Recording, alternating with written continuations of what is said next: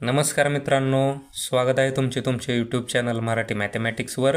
आजच्या व्हिडिओमध्ये आपण सरळ व्याजवरील उदाहरणे पाहणार आहोत। पहिले उदाहरण, दर साल दर शेकडा 10 दराने 500 रुपयांचे 2 वर्षांचे सरळ व्याज किती? तर सरळ व्याजचे सूत्र आपल्याला माहिती आहे।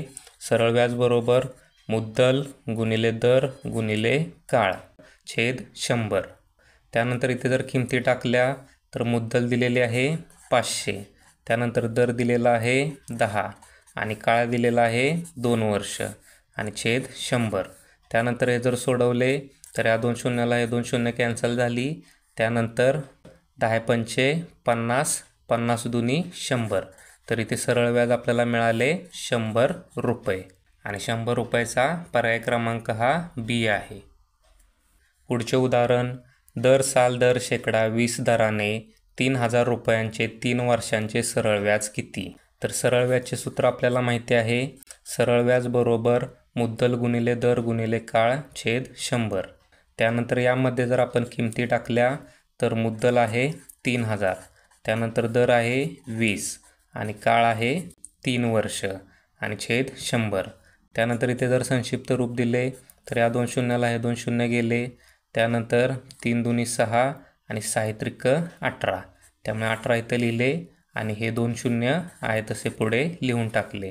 त्यामुळे इथे आपल्याला सरळ व्याज मिळाले 1800 रुपये आणि 1800 रुपयाचा पर्याय क्रमांक हा ए आहे। पुढचे उदाहरण, दर साल दर शेकडा 3 दराने 4000 रुपयांचे 4 महिन्यांचे सरळ व्याज किती? तर सरळ व्याजचे सूत्र आपल्याला माहिती आहे। सरळ व्याज बरोबर मुद्दल गुणिले दर गुणिले काळ छेद 100। त्यानंतर इथे जर आपण किमती टाकल्या तर मुद्दल दिलेले आहे 4000, त्यानंतर दर दिलेला आहे 3 आणि काळ दिलेला आहे 4 महिने। तर 4 महिन्याचे आपल्याला वर्षामध्ये रूपांतर करण्यासाठी 12 महिन्याने आपण त्याला भागले आणि छेद 100 आहे तसाच। त्यानंतर इथे संक्षिप्त रूप दिले तर 4 एक्के 4, 4 त्रिक 12, या तीनाला हे 3 गेले, या दोन शून्याला हे दोन शून्य गेले, तर आपल्याला उत्तर मिळेल 40 रुपये। म्हणजे इथे सरळ व्याज आपल्याला मिळाले 40 रुपये आणि 40 रुपयाचा पर्याय क्रमांक हा ए आहे। पुढचे उदाहरण, दर साल दर शेकडा 12 दराने 5000 रुपयांचे 6 महिन्यांचे सरळ व्याज किती? तर सरळ व्याजचे सूत्र आपल्याला माहिती आहे। सरळ व्याज बरोबर मुद्दल गुणिले दर गुणिले काळ छेद 100। त्यानंतर इथे जर आपण किमती टाकल्या तर मुद्दल दिलेली आहे 5000, त्यानंतर दर दिलेला आहे 12 आणि त्यानंतर काळ दिलेला आहे 6 महिने। तर 6 महिन्याचे वर्षात रूपांतर करण्यासाठी ते आपल्याला 12ने भागावे लागेल आणि छेद 100। त्यानंतर इथे जर संक्षिप्त रूप दिले तर या दोन शून्याला हे दोन शून्य गेले, 6 एक्के 6, 6 दुनी 12, परत बे एक्के बे, बेसक 12, त्यामुळे अंशस्थानी राहिले फक्त 6 गुणिले 50, त्यामुळे 6 पंचे 30 आणि पुढचे शून्य आहे तसेच देऊन टाकले।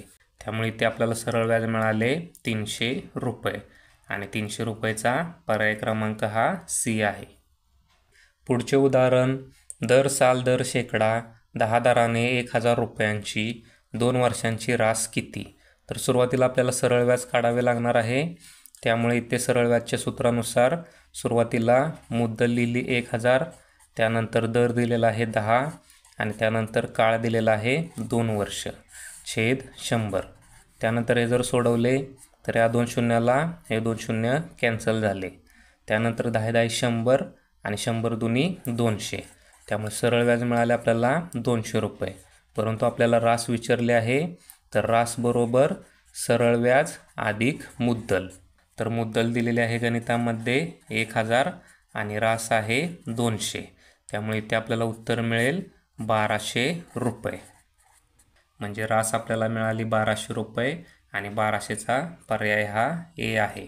सरळ व्याजवरील तुम्हाला जर अजून उदाहरणे पाहायची असतील तर डिस्क्रिप्शन बॉक्समध्ये तुम्हाला प्लेलिस्टची लिंक मिळून जाईल, तिथून तुम्ही अजून व्हिडिओ पाहू शकता। हा व्हिडिओ तुम्हाला कसा वाटला ते खाली दिलेल्या कमेंट बॉक्समध्ये कमेंट करा। व्हिडिओ आवडला असेल तर लाईक करा, शेअर करा आणि चॅनलला सबस्क्राईब करा। धन्यवाद।